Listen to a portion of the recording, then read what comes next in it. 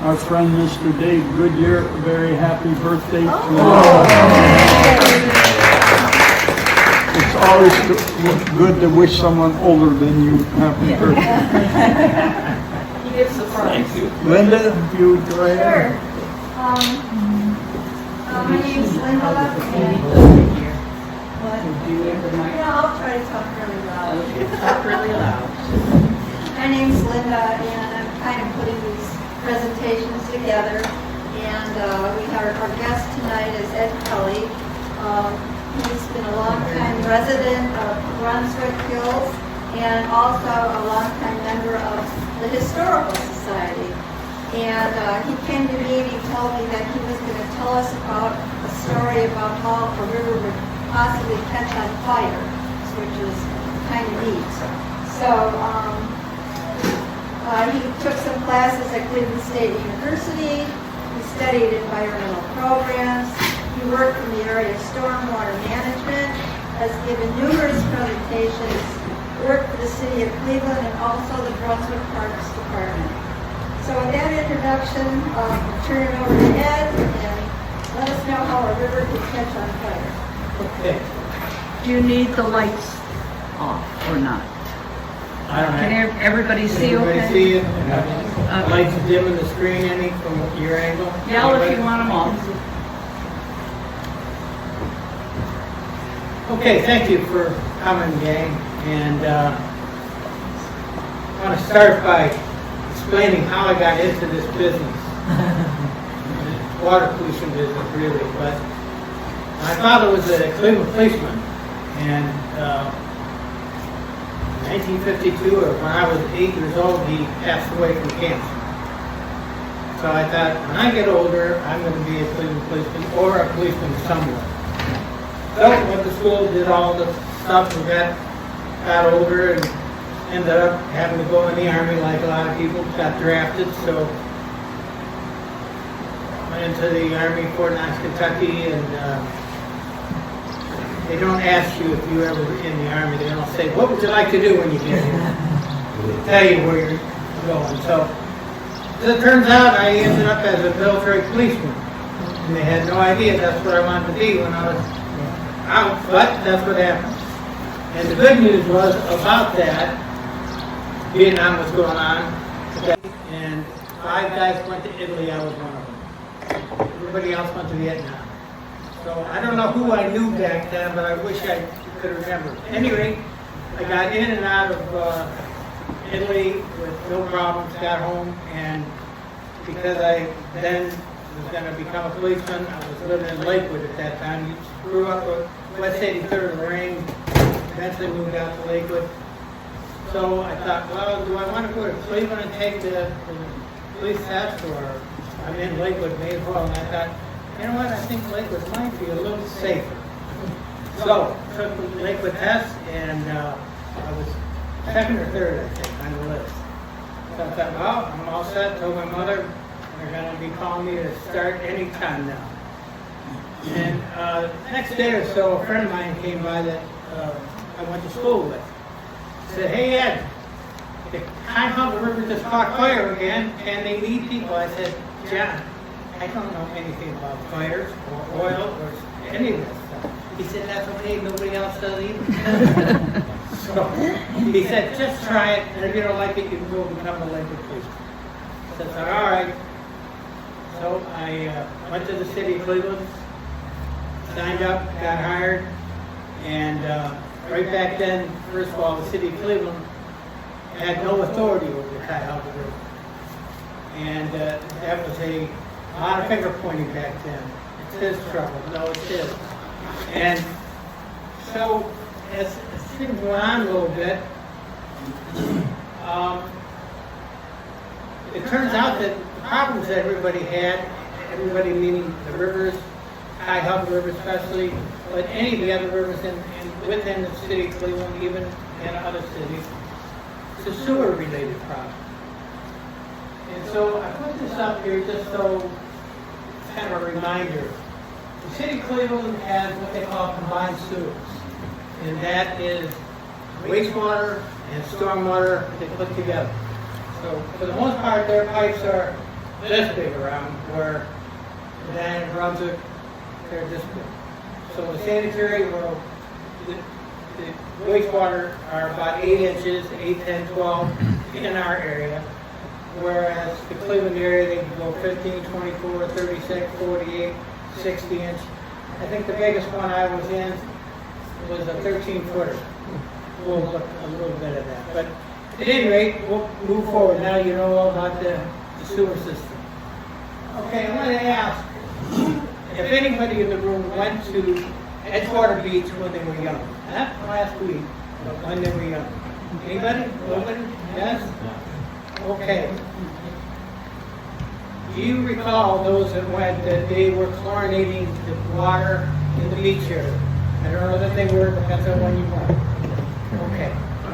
What they were doing was pumping chlorine into the beach area. This yellow line is a curtain. It was floating, anchored down, and that kind of held the chlorine in there. So this whole area here was chlorinated like a swimming pool. And I said, why did we do that? Well, polio was a big deal back then, and a couple other things, typhoid, and the best thing was for the city's protection. They said, we gotta kill off any bacteria that might be in there. Now, for those of you who did go swimming in there, right over here, there is what they call a combined sewer overflow. And what that is, basically all the sewers in the Cleveland, like I said, they're big and they take rainfall and wastewater together. And when it's pouring rain hard, sewers fill up and they can't go anywhere, so they put what they call a CSO, or a combined sewer overflow. It's an overflow pipe that fills up, spills out. This happens to be one right here. And whereas the currents from the lake are going this way. So anything that overflows here ends up in the beach area. So since then, now they've taken the curtains down, they don't chlorinate anymore. They also, I'll show you White City Beach over on the east side. But they have reduced some things and built bigger sewers, and in the way solved that problem. Not to say that there is still overflows that occur in major storms. So you could have been swimming in, some kind of dirty water there. This is White City Beach. Over here is the easterly wastewater treatment plant. And same deal. The currents flow to the east until it gets to Niagara Falls. But in this case, at White City, there was no pipe dumping sewage out in that area. So it might have been a little bit cleaner. Okay, now we'll fast forward to the Cuyahoga River. After being hired by the city said, you know what? We got to do something about the river and all the streams. And everybody then said, but that's not our responsibility. It's the state. Waters of the state, not the city of Cleveland or any other city. But the guy that I worked for said, well, we can't wait for those guys. First of all, there was no EPA back then. We can't wait for those guys to do something, so let's try something and kind of fake things and see if we can get some of these industries that are dumping wastewater out of the river. So what we did was, they bought a awesome whaler boat, and I went up the river, all this, that's the river, you can see this perfect river is what they call it. And we identified all the companies that were discharging sewage, wastewater, oil, and everything into the river. And one by one, we met with them. We called them and said, come on over to our office and we want to talk to you. Here's what we saw. We put dye in your drains and they ended up in the river and not in the sewer system. So they said, how about doing this, taking that wastewater and turn it around, send it to a sewer, since it's one out there already in front of your building. So that was our first attempt at, even though it wasn't the city's responsibility, it was the state's, of cutting back on pollution. So that started up and worked pretty good. Now I'm going to fast forward again. This was the photo that I took. And I did not take that one because I couldn't get out of the helicopter in time. But this one is what it looked like in '69. That was a bright sunny day, and so you could see.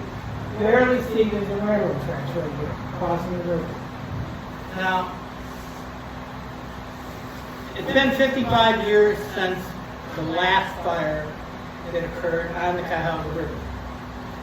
There are no pictures of the river on fire because by the time anybody got there, the fire was out. And the fire that they all talk about, there wasn't that first picture, happened right here. And there aren't any pictures of that particular fire.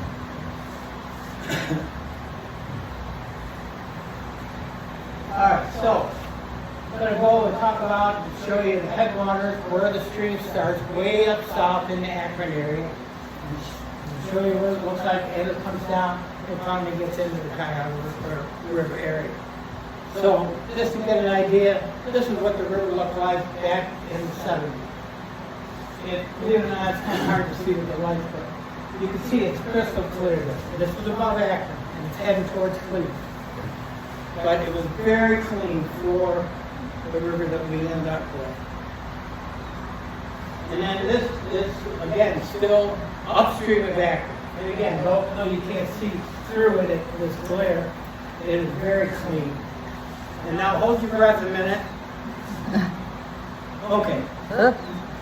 This is where the wastewater treatment plant discharges into that same shiny, clean river. And that's what it looked like back then.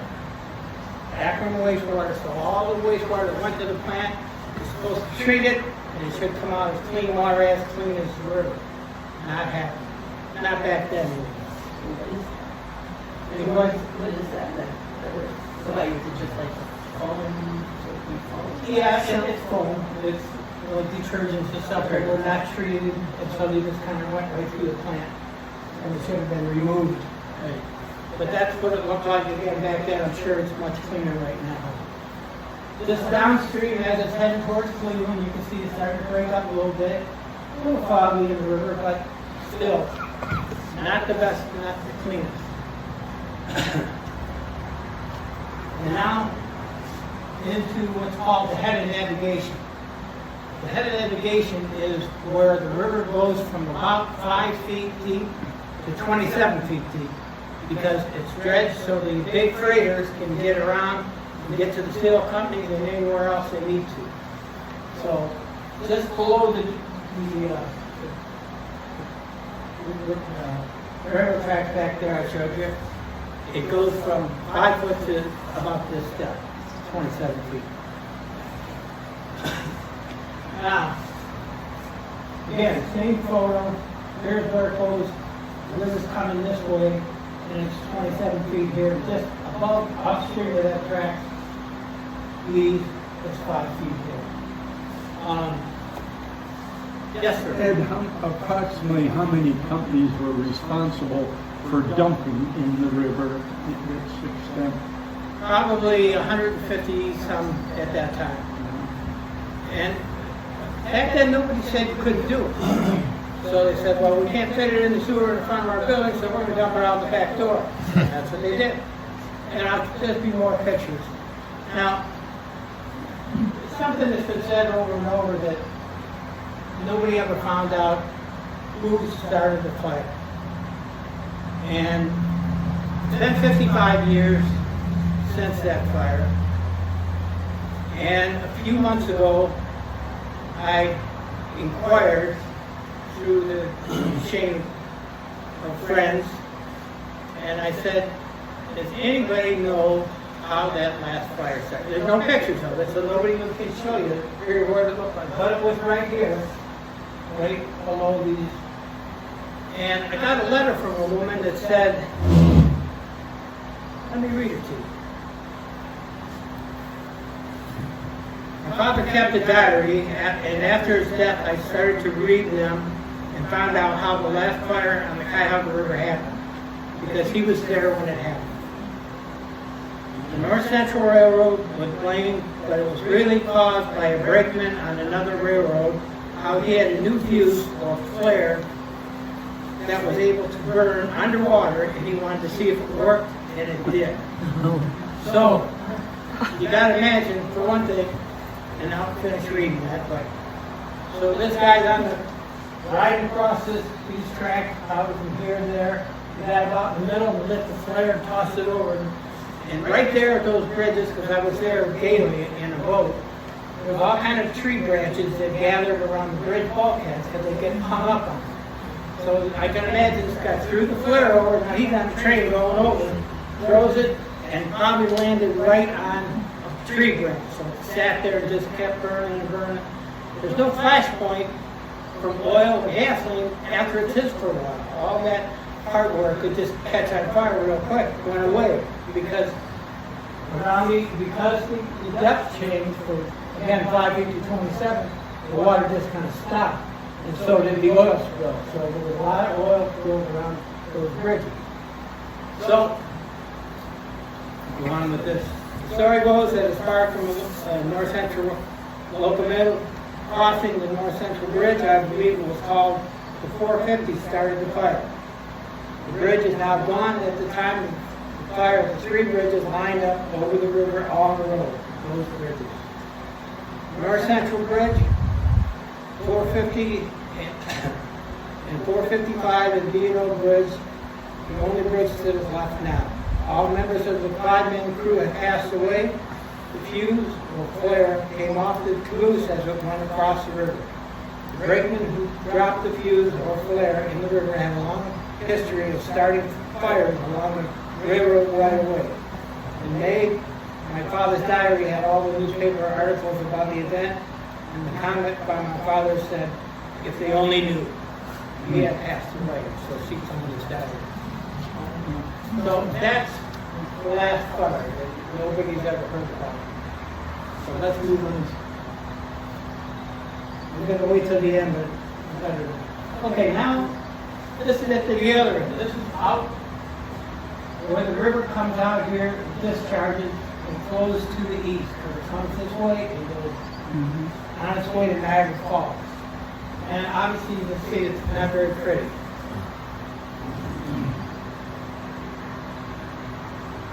All right, now this is me in an awesome whaler boat. You see a little tire in the front so I can pull up and run into the bank and hold the boat there.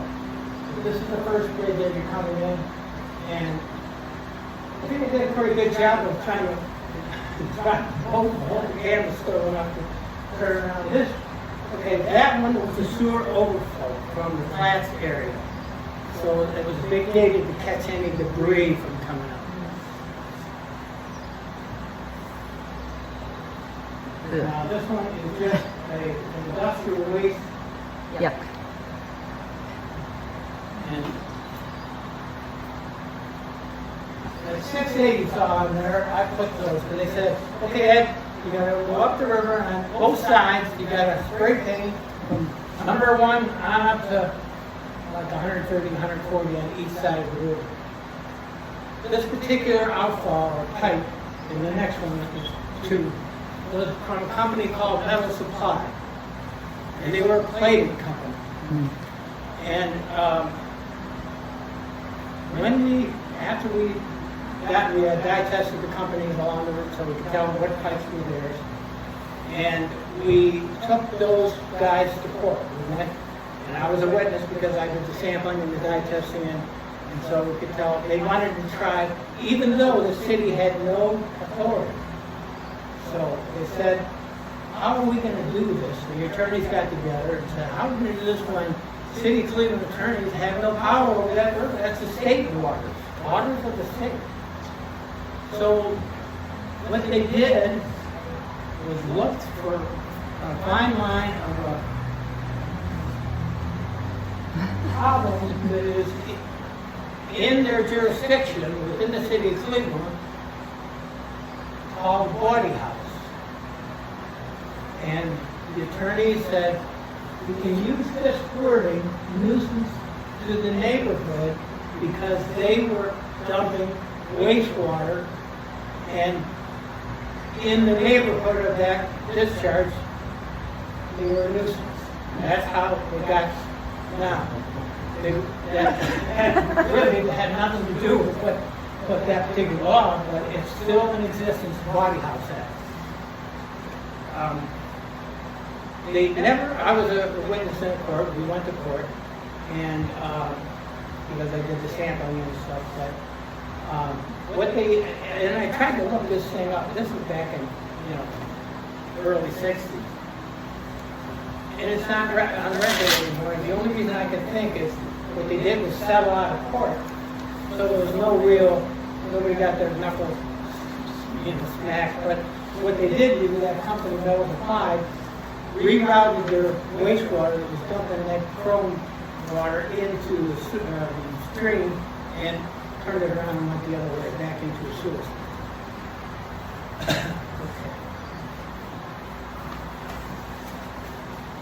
All right, now, Republic Steel is no longer there, but I think there's a bunch of stores or whatever. I haven't done that way. This is just one of the typical outfalls. Looks like wastewater from the steel company coming out. And initially, there was a circle that was deemed as a city sewer. But after we double checked, it was a city sewer that the Republic company was using to dump their waste, so we had to erase it. Okay, this is the Betty Claire. This is the boat that cleaned the river, got all the debris out and stuff. Betty Claire was a reporter for the local news. Here's a nice colored one. Pitch black oil pumping out of this pipe. Maybe the lights are a little bit too bright. But that's black oil coming out. I mean, it's just an example of many that. Yes. This is Sherwin-Williams linseed oil. So this big pipe that came out from underneath their property, they decided, let's put a sign that says city sewer and we'll blame the city. Well, if you look, right in here, there's oil and it's all linseed oil from their company. But if you were in a boat and you drove by that big corrugated pipe and said, holy cow, there's that city sewer dumping that oil into the river. And I left this in just to show how much, this is all oil that has accumulated when the depth of the water is up higher. So there's that many spills back there, oil spills, and paint, and everything else. Okay, and here's 13-foot circular, and here's the oil coming out of what was called Kingsbury Run. How many have ever heard of the Mad Butcher of Kingsbury Run?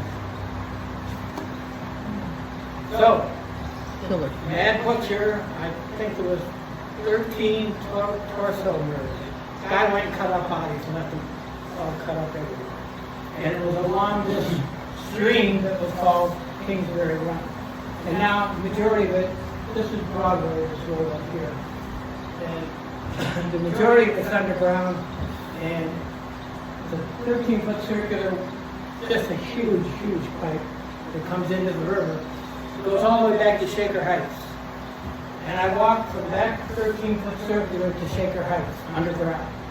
Not in one day, but in order to see where places like oil and other wastewater discharge, you had to be in the pipe to see it. So that was an experience. Just another close-up of the same one. And one of the steel mills, and this is routine every day that this happened. I don't remember which one it is, either Republic or Jones and Lockman, and a couple of them on either side of the river. Again, this was 24 hours a day.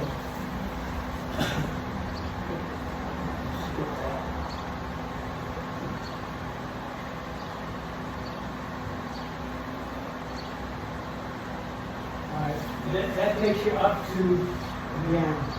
And that was me taking the still shot in the foggy day. It was clean to me, but that's the way it looked back then. It wasn't clear at all. That was all smoke and everything from the steel mill. And again, these old circle bridges that were the last fire.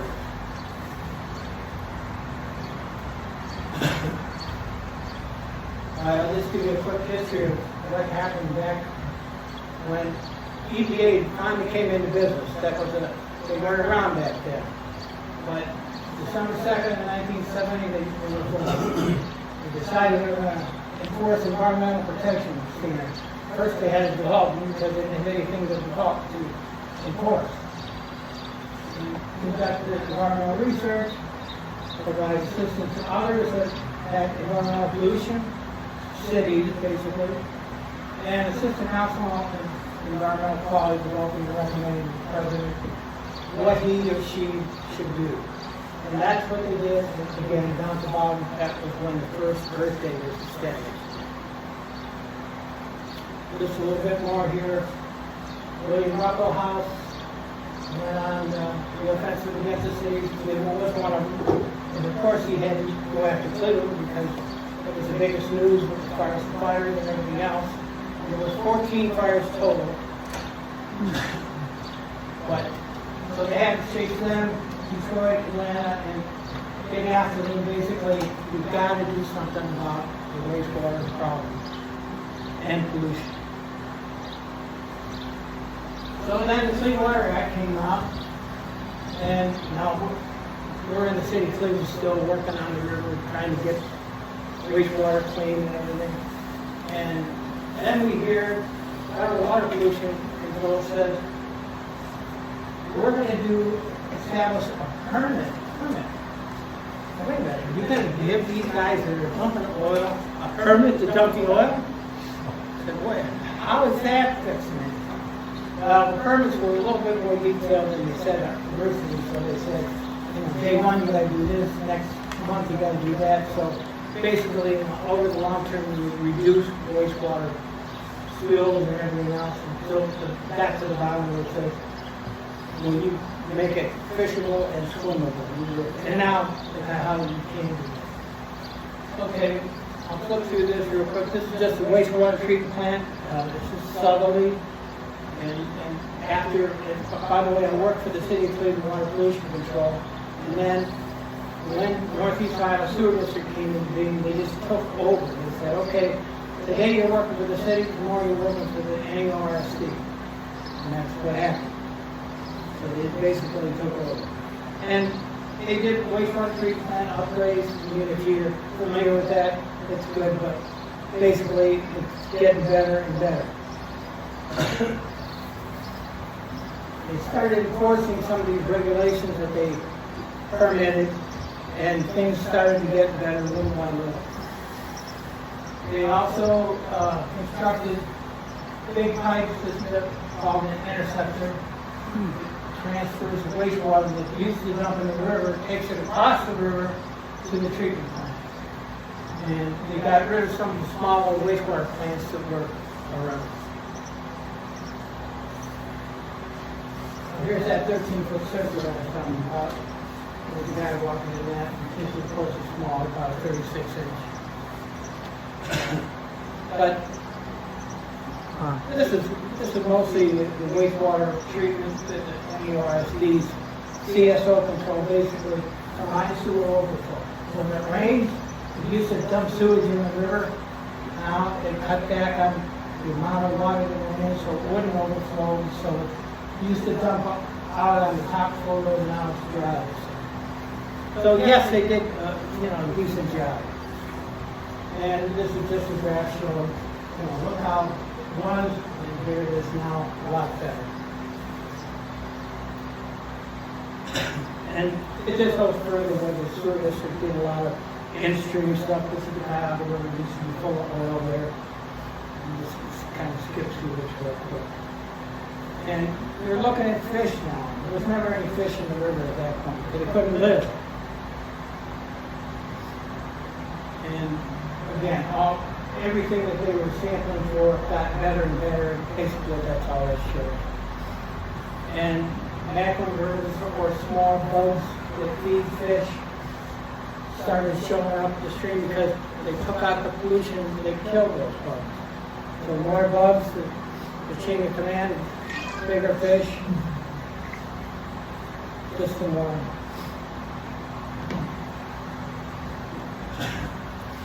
Okay, like I said here, that's what it used to be, and this is where it is now, and this is 2024.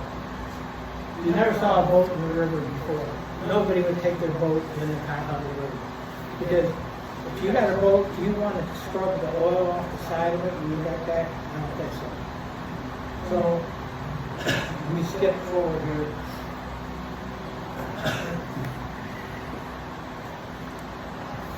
Okay, then I kind of relate to turn it over to a smaller area, Brunswick. That was the Cleveland area. We'll skip to this real quick and say, here's what the Brunswick area used to be: trees and a house, and now it's all houses. And where's the trees? So if there's no trees, that water's hitting the ground and going into the Brunswick Lake or somewhere else.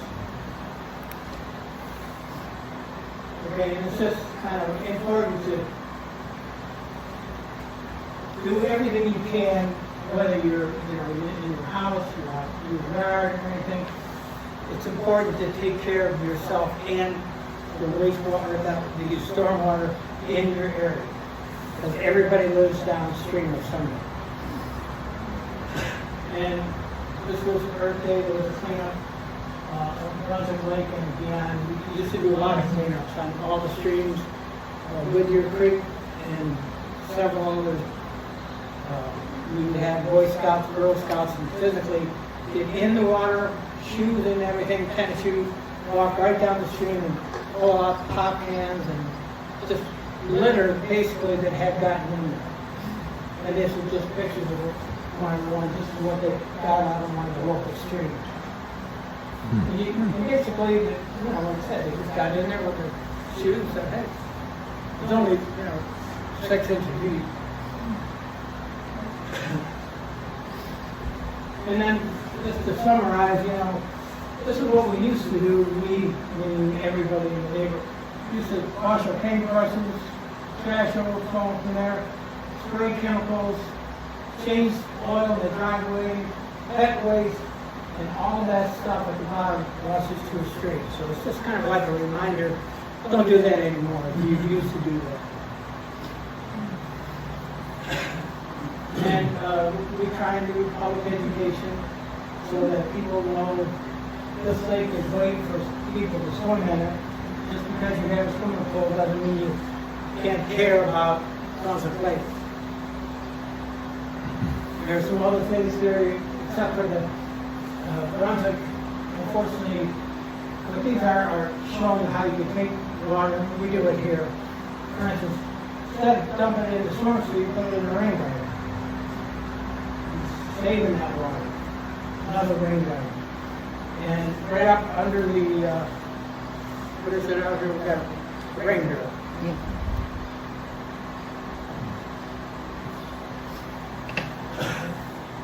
These are just some more for last, do the best you can. And then just, not too hard to talk about. This is a local stream in Brunswick, and that's what it looked like after things got cleaned up and made a lot better. All right, that's it. Thank you all for coming. Is there any questions? What kind of harm do leaves do in the stream? These are organic, and they crumble up, and they really don't cause that. That's a natural thing. Obviously, trees are everywhere. Even in your yard or out in the woods, where Stop it. that's the trees. Thank you. Move on to the garden club. Okay.